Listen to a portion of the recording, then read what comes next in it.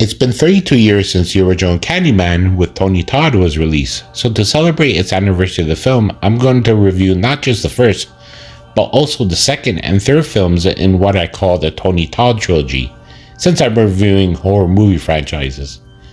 I'm not going to include the newest Candyman film since I reviewed it a couple years ago, so go check that out.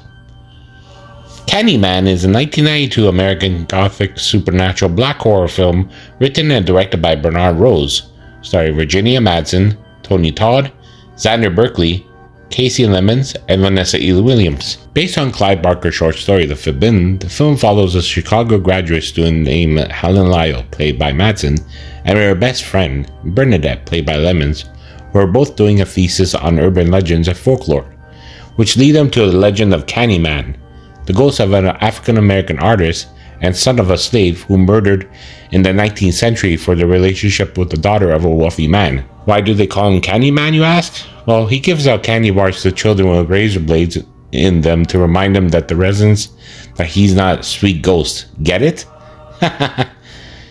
Anyway, Helen and Bernadette take a short drive to Cabrini Green, a low-life housing complex where African-American residents are being murdered by an unseen force.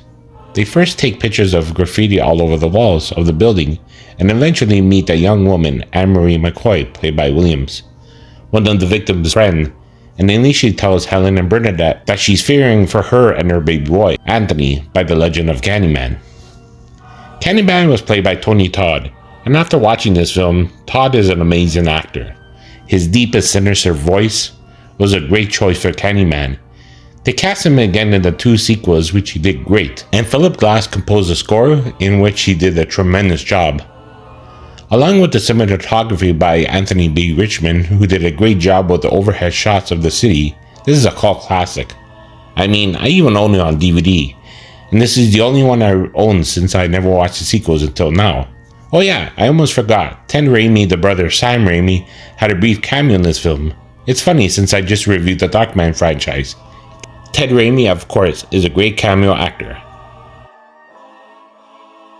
Candyman: Farewell to the Flesh is a 1995 American supernatural horror film directed by Bill Condon. Tony Todd returns as the title character and co-stars Kelly Rowan, William O'Leary, Bill Nunn, Matt Clark, and Veronica Cartwright.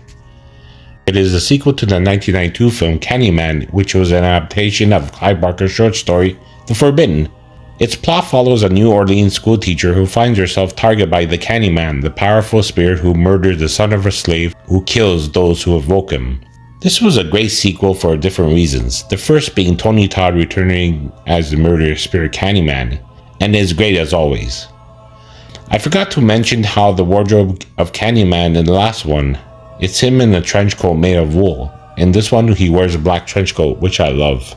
In the beginning of the film, we get a backstory of how Daniel Robitaille becomes Candyman, told by Philip Purcell, played by Michael Culkin from the first film, which is a nice touch, and I love how William O'Leary is in a horror film. I used to see him as Tim Taylor's brother on the sitcom Home Improvement.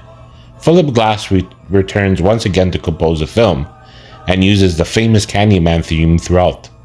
This is a definite watch for all you Candyman fans. Candyman: Day of the Dead is a 1999 American supernatural horror film directed by Turi Meyer and starring Tony Todd and Donna D'Errico. It is the third installment of the Candyman series and a direct sequel to the 1995 film Candyman: Farewell to the Flesh. The plot follows Caroline, the daughter of Annie Tarrant, and a descendant of the Candyman, the powerful spirit who murdered the son of a slave who kills those who invoke him, finds herself targeted by him on the eve of Day of the Dead. This is another great film. The plot, the gore, the kill scenes, and how it's all set against the backdrop of the famous Mexican holiday. Although Philip Glass then returned to compose the score of the film, Adam Gore Gaming gave us an urban hip-hop horror vibe to the film. And Tony Todd? Can't complain about him. Overall, all three films are a blast to watch if you're a horror fan. And the newest Candyman added to the franchise was the topping of the cake. Yeah, Tony Todd didn't return, but it's still a fright fest in modern horror.